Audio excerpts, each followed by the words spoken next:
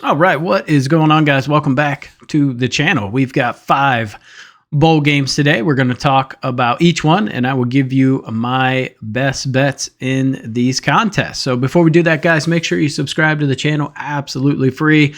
Join the Discord. Link is down below. And yeah, let's get into this. It is the transfer portal, which makes handicapping these bowl games extra fun.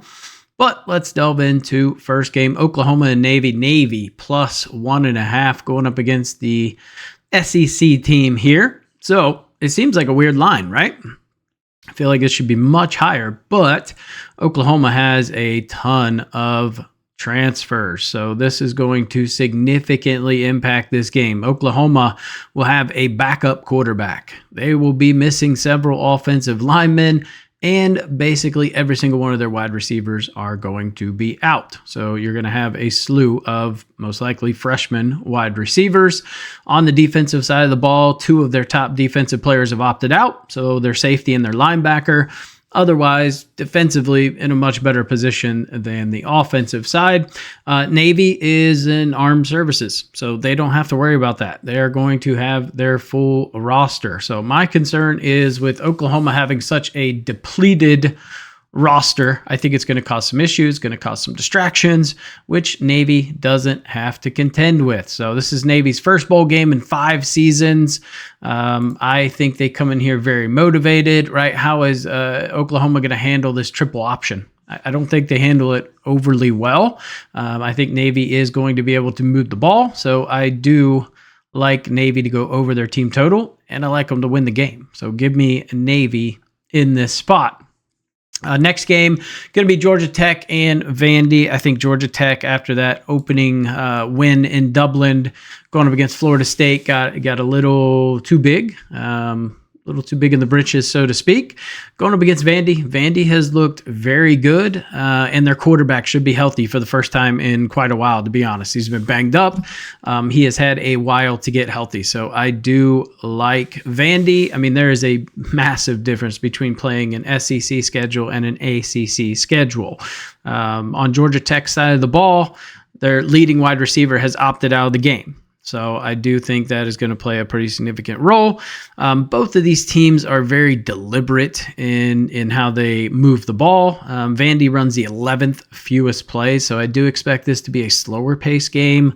Lots of running. I don't see a ton of turnovers from either team, to be honest. I like Vandy in this spot, man. I think Georgia Tech, if we look at the schedule and how they've done against dual threat QBs, it hasn't gone well. And that's one thing Vandy has in their advantage. So in my opinion, give me the points with Vandy. I love it. Next game is going to be Texas Tech and Arkansas.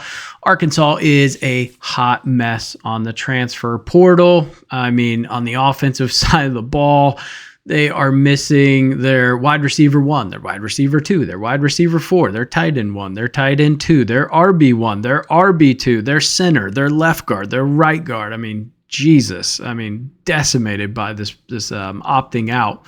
So it's going to really kind of tie into things. Now, on the Tech side of the ball, it's not all sunshine and rainbows either. They're going to be missing their starting quarterback, Baron Morton. So they're going to have freshman Will Hammond out there. I thought he looked pretty good in the TCU game. He came in at halftime. Ultimately, they lost, but he ended up throwing a couple of TDs. I thought he looked pretty decent. The only question and issue, I guess, is they're going to be missing their leading wide receiver. So that is going to play a significant role. On the upside, they're going to have their starting RB. So I think that will obviously work in their favor. I just think I can't back an Arkansas team missing so many pieces on offense. I still think Tech's going to play at a pretty frantic pace. It's what they do.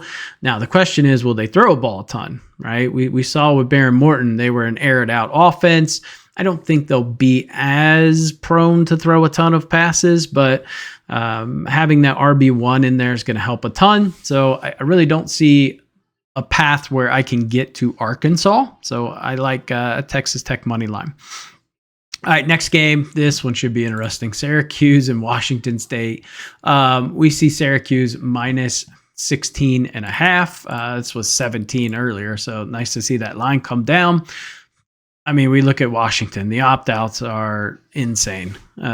Syracuse basically has everyone playing, so they're pretty much at full strength. We look at the defensive side for Washington.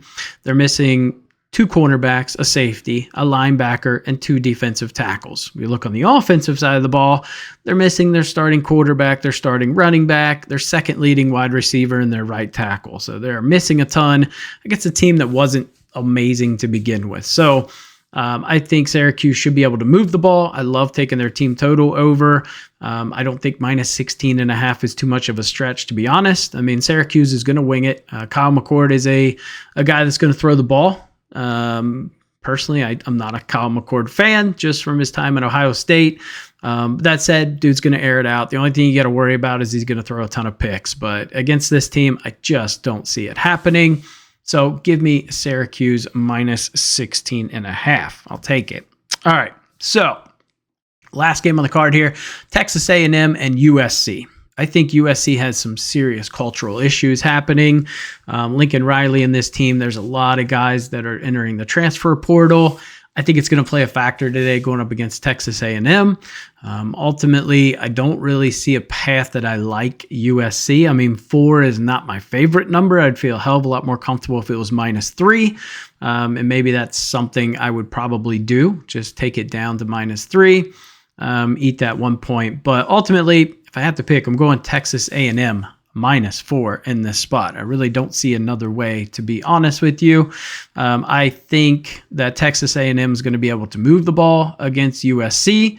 And like I said, I just think there's a lot of shit going on in that locker room, to where I just don't think they're going to come out overly motivated to win this game. Whereas I think Texas A&M is extremely motivated based on what I'm reading from players and coaches.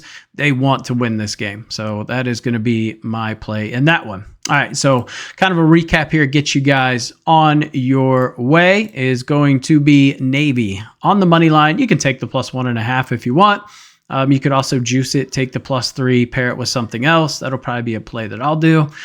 Give me Vandy plus 3. I honestly don't mind the money line there as well. I'll probably sprinkle that. Give me Texas Tech money line. Syracuse, I've got minus 17, but it's already dropped 16.5. So I love 16.5. And then Texas A&M minus 4. So those are going to be my plays, guys. Give the video a thumbs up. Comment down below with your favorite plays. Subscribe to the channel. Join the Discord. And I'll catch you in the next video.